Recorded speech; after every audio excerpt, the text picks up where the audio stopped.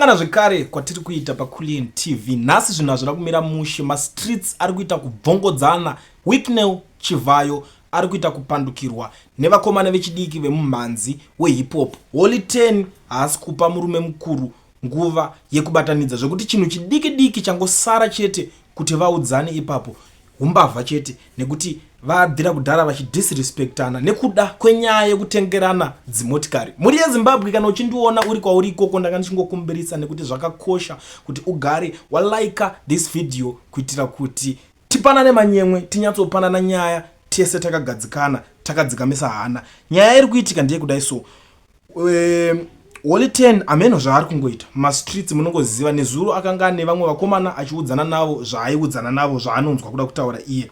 Vamwewo vanenge vachimujaja vachiti mukomana uyu mukomana wekuti anotaura rafu yakawandisa.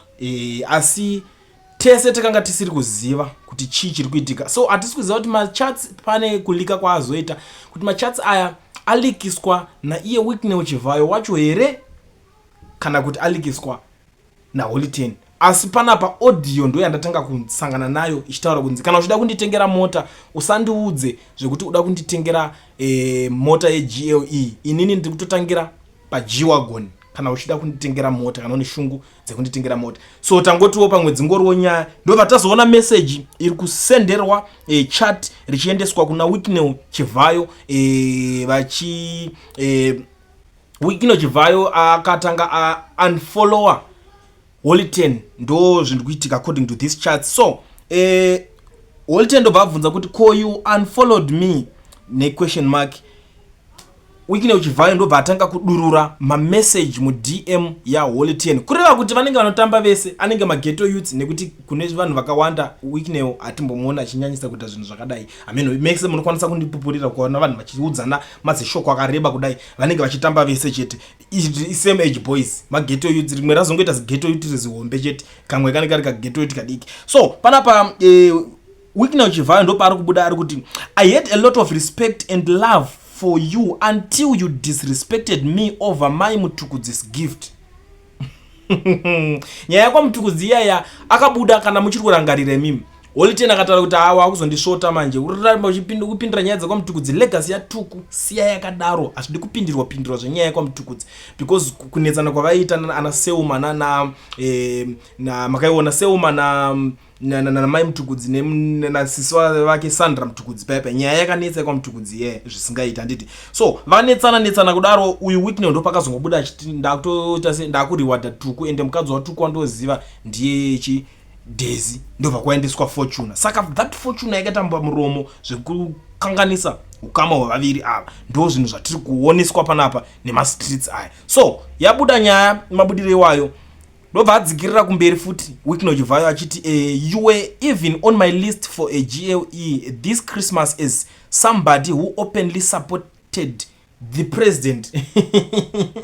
Vakomana vacho vanongoti vakaona kuti iwewe unegona kunge wada kunotadzirana nawo bva vakutanga kutokudza kuti ndanga ndachida kukutengera mota vanenge vada kupfekedza apology just like what they did kuna Say Colors. Vakomana manje vekumbare vaiva vanenge vachitambura manje na Say Colors vanhu vekuti vane ndevetumbaje makavatarisa. Saka zvinhu zvine zvakatongovaomera to music twavo vanhu vanotufarira vacho vanhu vaiva vekuti havana mari yekukwanisa kunyatsovasapota kuti vatenge mota dzacho zvinhu vega. Munongoziva ndiye munhu ane history kuti mota dzese dzaanadzo dzingori dzekupuhwa kubva kuna Simba Bodyslam kudhara paya ndobva aenda vanopuhwa futi imwe kukambucha GD6 iko zvine zvapuhwa futi imwe kuChivayo. Saka munhu kuti anenge ane nhoroondo list rekungoramba achingopuhwa mota chete ningi akampa mota kuti iye anzi aitenga. Saka akabva atongoti ngandipfeke apology jest. But this time around Weeknell Chivayo asangana neimwe character Holy 10 haasi kuzvinzwisisa ndobva varamba vachidzika mberi vaChivayo nehasha ende mukomana ipapa asati apindura zvakanzi for you to say ndapindira my family issues was baseless and nonsensical to say the least with almost due respect. I am not on your level but I have always supported your music. Guys, ngatimbotaurira panapa. Munenge muri musame level here mukanzi munhu uri kusapota zvinhu. Inini honestly speaking maonero angu enyaya ndononga vanotamba vese. Ndosaka ndati chinhu changosara kuti vaudzane ipapo umbavha chete.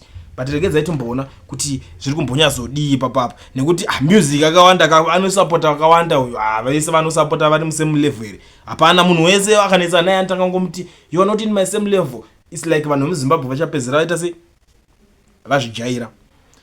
Ndopa ari kudzika futi ari kuti I thought you were a brilliant young man with a great future. Mazi message ese ari kudirirwa ende uyu wacho Holiten haasi kumbopindura, uyu ari kungodurura hasha Chivayo. Zvikanzi I also know your relationship with Collins, who is also someone I have great respect for.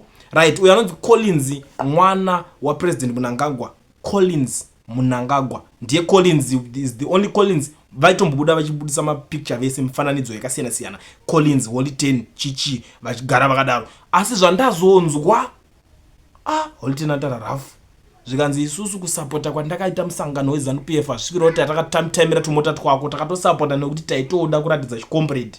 Ende kana uchido kunditengera mota usandudze zvaka GLE uri kutondi disrespect ndikutangira pa G-Wagon handina basa netumota twako. Guys, I'm telling you, kune vamwe vanhu vekuti vakanzwisisa kuti kana ndichida chinhu ndinochishandira kana kuti ndinoita yandinoita vanenge vasina basa nezvakawanda zvona kwazotengerwa chiwa zodididi vanhu vanosiyana. Ende zvotondishamisa kuona mufana uchidiki because he's young. Your Holiten I think is around 24 25 years if I'm not mistaken ipapa. Ndo age yake 20 ngati 25 26 ipapa. Ndo age ya Holiten jaja. But ari kutokwanisa kutoudza wikino Chivayo zvinhu zvakadaro. Why? Because andoziva kuti aiwa iye ari kutotaimirawo ma opportunities ekuti aende kumberi. Unlike mazidhara akawanda kuti unoona rakagarira mota so ndinokumbirawo mota vaChivayo ichitanga vachatonamata murume mukuru iye Chivayo anongangoti vakomana ava so achita kutenga malegends. Vanhu vakawanda malegends vari kutaura ngachitambiswa mota idzi zvekutengwa chazviye zvekuti unobva wanyararidzwa. Type yana Chivayo kasvika uchadiwa kutongomusumukira kuti oipe kugara. Holiten apa zvakangofanira kuti aramba kumusumukira kuti Chivayo ndisi kukusumukira wasvika ndagara kudhara. Ndo zvaitika ipapa. Pari kupisa ndisandabuda moza pane imwe nyaya futi panapa iri kuitika. Wikino Chivayo atengera Peter Ndlovu mota. Ndo yatiri kutaura yema legends yacho yekuti ma legends vari kungotengwa nemota meno zvinhu vari kungoitika ipapa. Pari kunzi the greatest of all time Zimbabwe's football history is incomplete without mentioning one player who pushed boundaries and showed the world that when talent meets hard work, magic happens. From the dust streets of Mokoba in Bulawayo, a young super talented footballer dreamed of becoming the pride of Zimbabwe's football. His consistent brilliance and at Highlanders Football Club dazzled fans as much as all loved him as captain of the national team. The Warriors, he made history as the first African to play in England Premier League in 1992, breaking records and elevating our nation's presence on global stage. I have always admired his exceptional ability to remain humble, professional and assuming even with such immense talent and being sought after by numerous Premier League clubs. His incredible skill and sportsmanship made us proud to be called Zimbabweans. Growing up, he was a soccer hero. I aspired to play like him. However, my billionaire body had other plans for me. While I may not have graced the soccer pitch to play, I'm fortunate to have means to appreciate. So iye azongoenderera mberi hamazi paragraph yake ukazoona kumwe kwacho kwanenge akuringana tichazoverenga because vamwe vanhu vanozokasika kurara hope dzinobata manje muchinzwa nyaya dzacho. Saka chazoitika ndechekuti abva azongoti I know kuti unogara ku South Africa ndoko uri best iko zvinezvi ndakutengera BMW ya 2024 izvo so ye 2.6 million. Guys, zvanga ndikutoitengera ikoko enda unoona ani ku Sandton ndono collector BM nyama yako ikoko yato ready. Wonders shall never end. So zvinhu zvakadaro izvozvo zvichiitika kune mamwe ma legends wove I don't know kuti manje unenge uchanzi legend kana kuti chi, but I think this young man is up to something because chakutoitika ndechekuti iye ari kutomeka sure kuti agadzira zita zvekutogadzira zita moyo wekupa futi uripo atidi kuparasisa ipapo kana kuti kupa nyepa. Moyo wekupa uripo. That is kana zvisina hazvo madhona kumashure, because zvinhu zvacho wamana wacho vakangwarisa ka. That is kana zvisina hazvo madhona kumashure, but moyo wekutotaka kutopawo vanhu zvavoka utomboripowo mbijana. Ndo zviripo zvikuitika. Saka ndo nyaya yacho yekuti malegends vari kuzongotengerwa, ende maZimbabweans tiri kuzongosara chingoti anojairira vanhu anopenga yonotengerwa chini nacho, ende munhu kana achinge atopuhwa munozviziva, you know what it is and you know what it means. Chero mukamuti asaenda unotora, I don't think kuti munhu pana anobvuma kuti handisi kuenda kunotora zvinhu izvozvo. And we all know kuti Peter Ndlovu asi wezanu ka anotone zvaanotosapotawo zvake, ende tinotoziva ndani vanenge achitosapota, but it's a topic for another day. Nhasi hatisi kuzotaura izvozvo, tiringotaura kuti atengerwa BMW alongside Holiten ari kuramba mota yacho, Mukanya akaramba mota yacho. So far vanhu 3 vatiri kuziva paZimbabwe vakaramba mota dzekwa Whitney. Ndo zvazviringedza kureva kuti Holiten akanzi enda ndozotengera mota iri kutenderera, ndobva atobuda achitowedzera kudisrespect kuti ungatengera GOE, ukangandudza zveGOE iwewe.